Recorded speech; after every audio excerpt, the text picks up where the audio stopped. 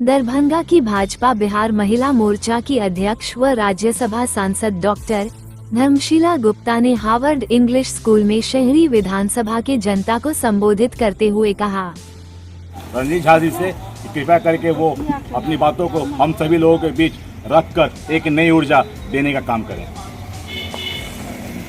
विराजमान हमारे सांसद माननीय धर्मशीला गुप्ता जी, हम लोगों के गार्जियन राजीव मिश्रा जी, अंकुर गुप्ता जी और यहाँ पहुँचे हुए जो भी हमारे सम्मानित आदरणीय गण हैं, सबको मैं हृदय से प्रणाम करता हूँ। जब एनडीए का शासन बिहार में आया तो उससे पहले पूरी तरह से हमारा जो विकास का जो सारा सिस्टम था कॉलेज कर दिया, कहीं कुछ नहीं था। उसके बाद एनडीए का उदय हुआ। एनडीए के उदय होने के पश्चात बिहार में सारी बुनियादी व्यवस्थाएं दुरुस्त की और ये विकास यात्रा है, पिछले 20 सालों से चल रहा है। और आज हम लोग जो विकास योगी कार्य देख रहे हैं, ये एनडीए का देने एक विजन है और हम सबका पूर्ण दायित्व है कि इस विजन को आगे बढ़ाना है, ताकि ये जो यात्रा हम लोग चल रहे हैं विकास का, ये और भी आगे और पराकाष्ठा पे इसको ले जाना है, इसको बीच में खंडित नहीं करना। इसके लिए हम सब का सहयोग एनडीए को चाहिए, ताकि ये जो विकास का यात्रा है ये निरंतर चलता रहे और हम एक पराकाष्ठा पे विकास का वहाँ तक पहुँचने का प्रयास करें। कुछ लोग, कुछ तथाकथित लोग और विपक्षी दल इस विकास यात्रा को खंडित करने के लिए पुरजोर प्रयास कर रहा है, गलत इंटरप्रिटेशन करता है, गलत ढंग से बातों को रख रहा है और आपको बरगलाने का भरपूर प्रयास करेगा। लेकिन मुझे पूर्ण विश्वास है कि आप लोग एनडीए के कार्यकाल में जो भी विकास कार्य हुआ है, ये कोई छुपा हुआ नहीं है, उसको देख सकते हैं, दिखता है। जो हम लोग कभी कल्पना नहीं किए थे वो चीज़ आज दरभंगा में, एयरपोर्ट हम लोग कभी सोचते थे, बिजली जब पहले एक बार चला जाए तो फिर कब आएगा उसका पता नहीं चलता था, हम लोग भूल जाते। ये सभी विकास यात्रा को देखते हुए हम सबका दायित्व है, आप लोग से हम करबद्ध प्रार्थना भी करते हैं कि आप लोग एनडीए को वोट करें। यहाँ के विधायक, नगर विधायक माननीय संजय सरावगी जी, उनका लोगों के साथ सीधा संवाद भी रहता है। जिनको जो कुछ समस्या है, हो सकता है कि वो सही जगह पर नहीं गए हों, चाचा जी बोल रहे थे अभी, या कभी एक्चुअली होता गया है कि हर कोई।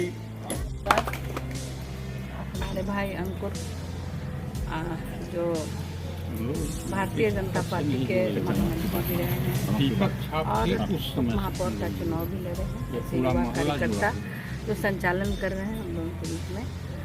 और हमारे बाईं ओर है श्रीमान रंजीत,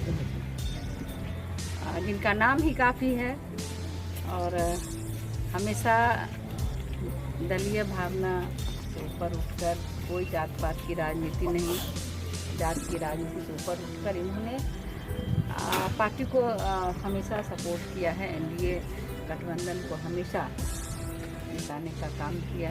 ऐसे रंजीत जी और हमारे भी गार्जियन हैं, हमें भी आशीर्वाद मिला हुआ इनसे। मेरा सौभाग्य था कि मैं यहाँ की पार्षद रही हूँ।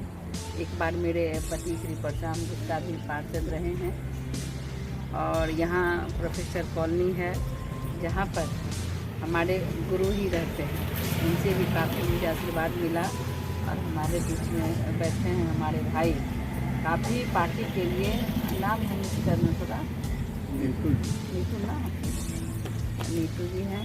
हमेशा इनके यहाँ तो खैर एक विचारधारा है, प्रोफेसर अनिल बाबू जो हमारे अभिभावक हैं, उनसे हमको हमेशा आशीर्वाद मिला है। उन्हीं के सुपुत्र हैं हमारे भैया नीतू, और हमेशा विचारधारा को लेकर के देश हित, राष्ट्र हित और समाज हित में हमेशा सक्रिय रहते हैं।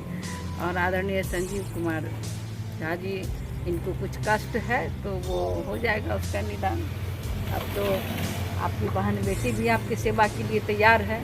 जब कोई भी परेशानी हो हमें ज़रूर बताएं, करें, कोशिश करेंगे उसको करने का।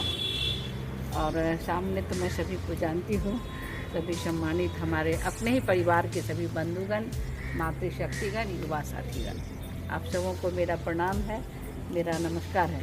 अंकुर जी ने कहा कि आप ही के वार्ड में है, तो चूँकि मैं छठ करती हूँ तो थोड़ा सा गेहूँ वगैरह ये सब काम कर रही थी, लेकिन मैं अपने आप को रोक नहीं सकी। मुझे लगा कि नहीं, मेरे घर में अगर बैठक है तो मुझे जाना चाहिए, इसलिए मुझे केवटी जाना था। तो वहाँ का कार्यक्रम थोड़ा डिले करके यहाँ पर आप लोगों के बीच में आए हैं, बहुत अच्छा लगता है। लेकिन मुझे विश्वास नहीं हुआ कि हमेशा ये बंगाली टोला, ये वार्ड नंबर 30 और वार्ड नंबर 42, 41 जो भी हमारे हैं यहाँ पर, सारे लोग भाजपा को वोट करते हैं, एनडीए को वोट करते हैं। तो हमारे जो प्रत्याशी हैं, दरभंगा नगर निगम के लोकप्रिय विधायक जिन्हें हम 5 बार जिता चुके हैं, आप लोग का आशीर्वाद उन्हें 5 बार मिल चुका है।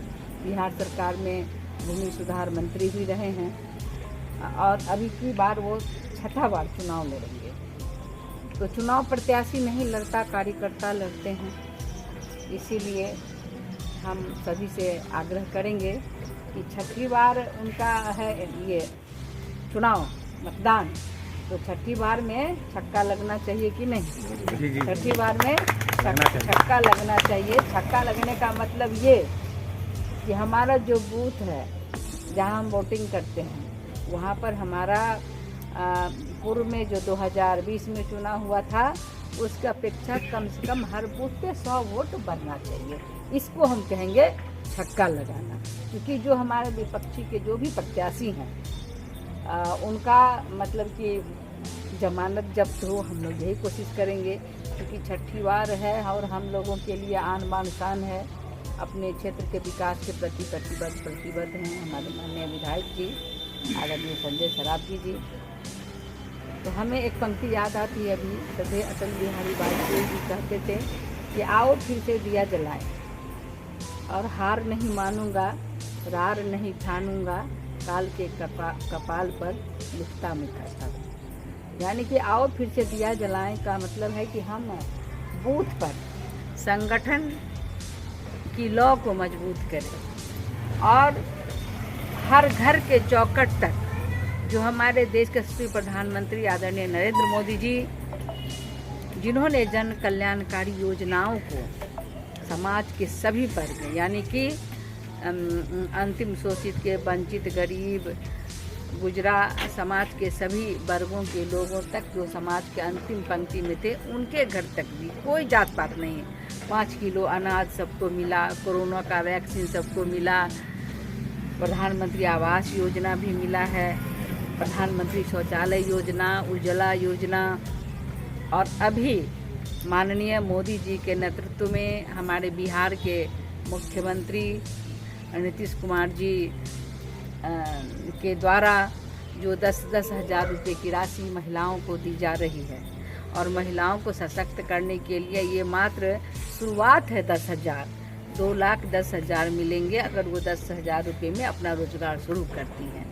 तो ऐसा पहल तो और अन्य सरकार जो विपक्षी थे, जब लालू जी और राबड़ी जी का शासन था उस समय सिर्फ परिवार में होता था खर्च। बिहार के खजाने को उन्होंने परिवार में लगाया और बिहार में अपहरण का उद्योग चलता था। व्यापारियों के शटर शाम के 6 बजे बंद हो जाते थे, महिलाएं सड़कों पे नहीं चल पाती थी, चलती ट्रेन में बलात्कार होता था और वो गुंडा राज, जंगल राज था। चैनल को like, comment, share and subscribe जरूर।